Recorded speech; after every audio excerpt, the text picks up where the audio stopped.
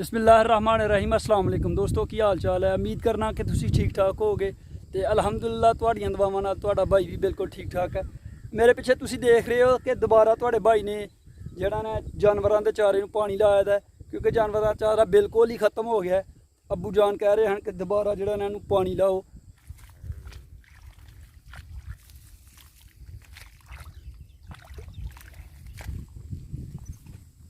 बिस्मिल्लाहिर्रहमानिर्रहीम।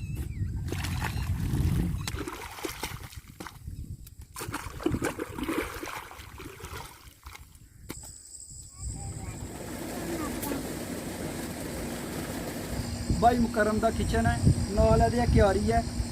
नाले ते अज मैं क्यारी साफ करांगा, नाले ये नाल थोड़ी जी मिट्टी पा देंगे, क्योंकि पहले मिट्टी साइडों से पाई है। हूँ दोबारा ये मिट्टी पा देंगे ताकि बारिशां अगों होने वाली ने तो इनू किचन में नुकसान ना हो दीवार में। अम्मी जान कोल मिट्टी बना रहे हैं किचन वास्ते। मिट्टी अम्मी होना लिया दी है मैं।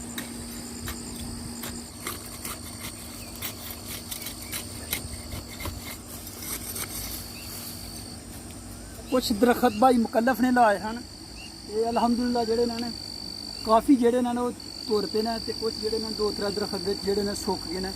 इंशाअल्लाह दोबारा फिर लाए जाएंगे।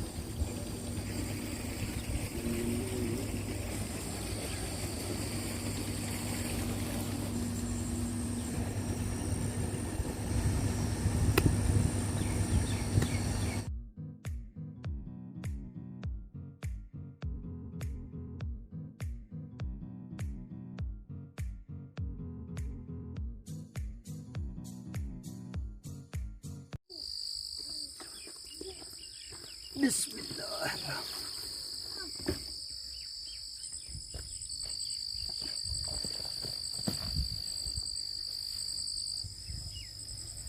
जी अल्हम्दुलिल्लाह क्यारी साड़ी तैयार हो गई है।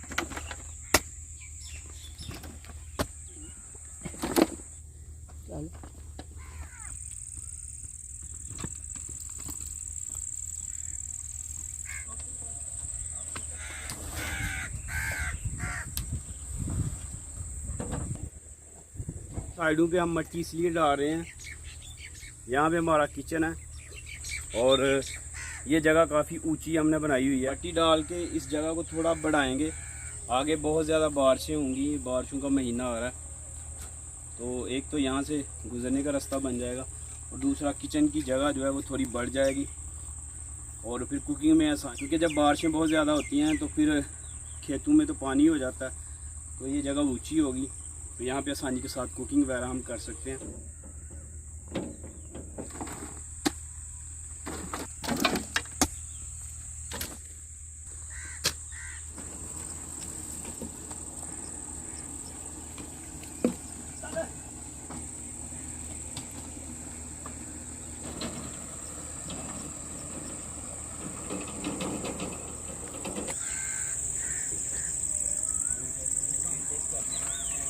जी अल्हम्दुलिल्लाह काम कंप्लीट हो गया।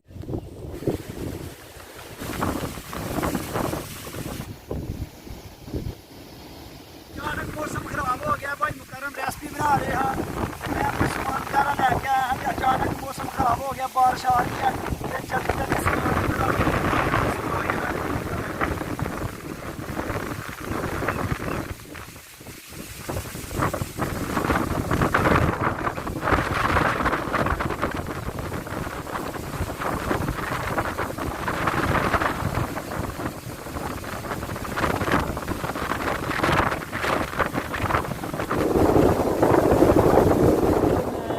कल पहुंचे हैं नर्सरी च, काफ़ी वड्डी नर्सरी है। ते आओ इत्थों लैने ने पौधे, नाले ते पौधे लैने ते नाले तुहानू नर्सरी दी सैर करानी। माशाअल्लाह हर एक दी लैदा क्यारी बना के ते ओहदे विच लाई दी माशाअल्लाह।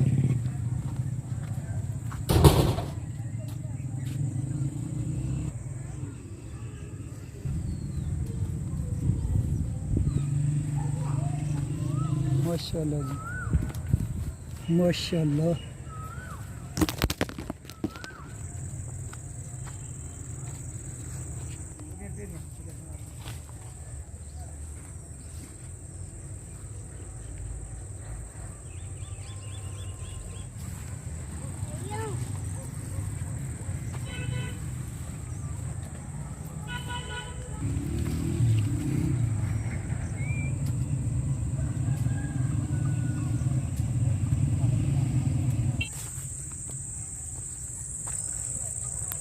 ये केड़ा फुल है सर? थाईलैंड के बीज में।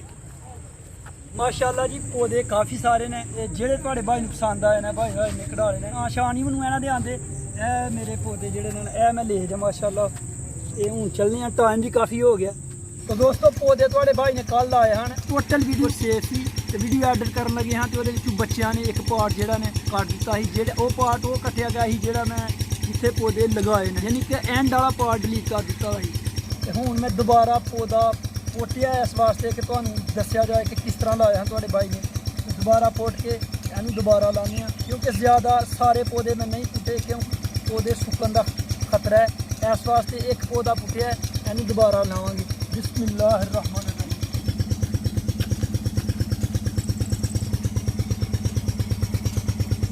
खड्डा उस हिसाब नाल मारना कि पौधे दियां जड़ां ਜਿਹੜੀਆਂ ਨੇ ਜ਼ਮੀਨ ਦੇ ਵਿੱਚ ਬਿਲਕੁਲ ਅੱਛੀ ਤਰ੍ਹਾਂ ਆਉਣੀਆਂ ਚਾਹੀਦੀਆਂ ਨੇ, ਖੁੱਲੀਆਂ ਹੋ ਕੇ। ਇਹਨੂੰ ਉਸ ਤਰ੍ਹਾਂ ਰੱਖ ਦਾਂਗੇ, ਇਸੇ ਤਰ੍ਹਾਂ ਆਰਾਮ ਨਾਲ ਸਿੱਧਾ ਵਿੱਚ ਰੱਖ ਕੇ ਸਾਈਡਾਂ ਤੇ ਮਿੱਟੀ ਪਾ ਦਾਂਗੇ। ਬਿਸਮਿਲ੍ਲਾਹਿਰ ਰਹਿਮਾਨਿਰ ਰਹੀਮ।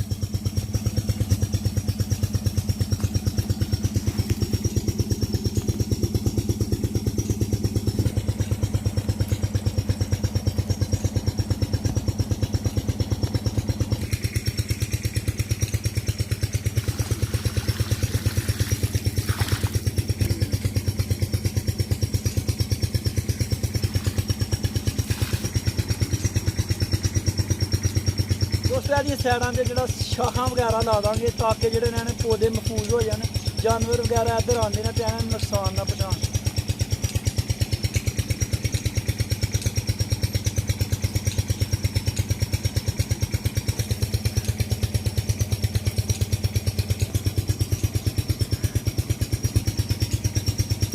तो दोस्तों ऐसी तुहाडे भाई की अज की वीडियो। उम्मीद करना कि वीडियो तुहानू पसंद आई होएगी। अगर पसंद आई है तो इन्हू पहले की तरह लाइक ते शेयर जरूर करो। अल्लाह पाक तुहानू सलामत रखे, खुश रखे ते भाई नू ज़्यादा तो ज़्यादा सपोर्ट करो। अगली वीडियो तुहाडा भाई तुहानू जल्द मिलेगा। उन्नी देर तक भाई नू इजाज़त। अल्लाह हाफिज़।